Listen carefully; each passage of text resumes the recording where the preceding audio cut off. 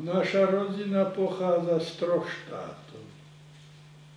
Ja som z Jugoslávie, manželka maďarská a dcera z Československa. No takže v roku 1946 sa otec presídlil s rodinou na Slovensko. Ja som bol pred maturitou, nechcel som meniť ako školu, lebo som nevedel, ako to tu beží. Tak som chcel maturovať na Bašskom Petrovci na Slovenskom gymnáziu a medzi tým sa stali tie politické udalosti, že to bol krvavý kat a tento socializmus praví bol v Československu a v Rusku stalinizmus, že? Takže ja som zostal aj som zmaturoval v Jugoslávii, potom som sa zapísal na Vysokú školu veterinárnu v Belehrade. Tam som polovičku štúdia absolvoval v Belehrade na veterinárskej fakulte a potom v 51.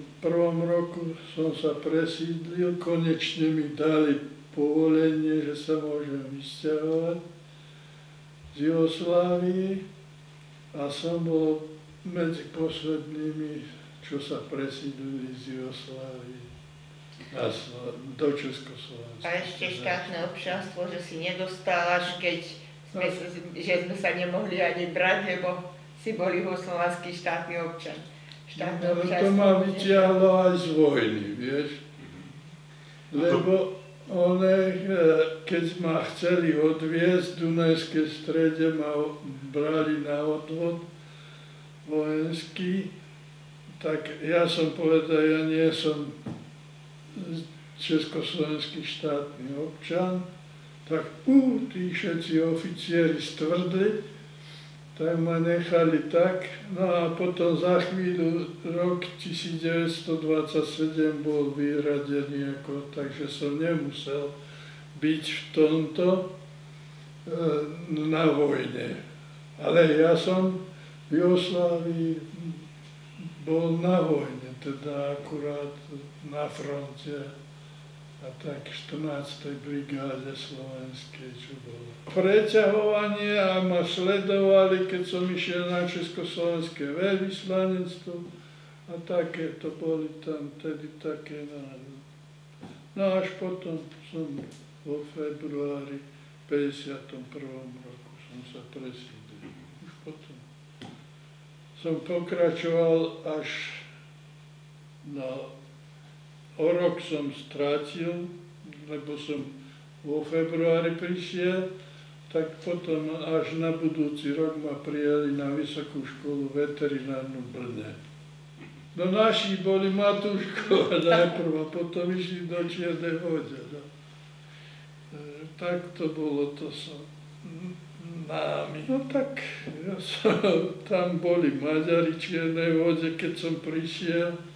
Bývali sme v takom byte, jedna izba a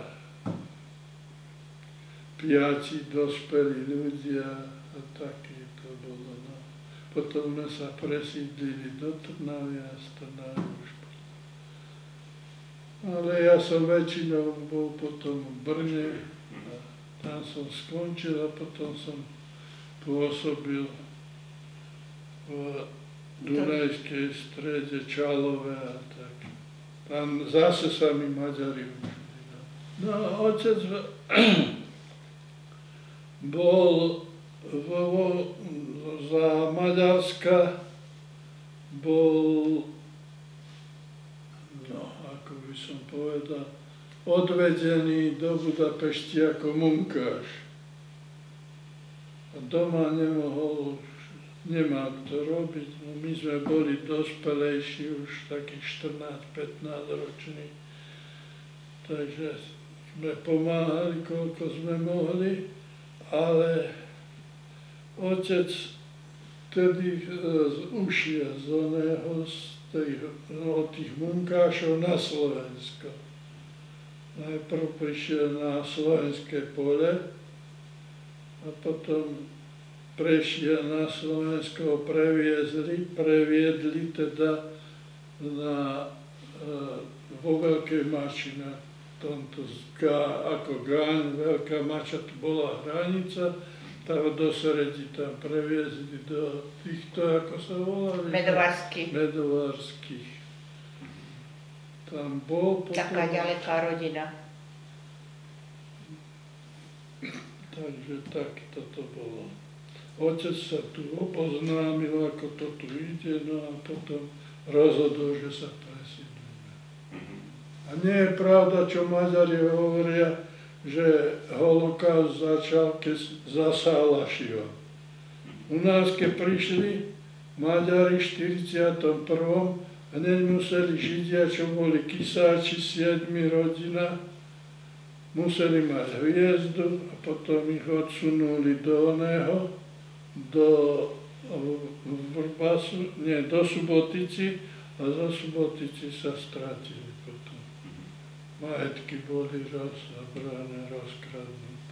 Bol to rok 45, hneď po fronte, ako už bolo slobodné, takmer už Maďarsko alebo Komnoš, a vtedy prišli v júni, lebo ako hneď prišli tam slovenskí delegáti a už vtedy sa o tom hovorilo, že prišli agitovať, ako naspäť vrátiť sa na Slovensko.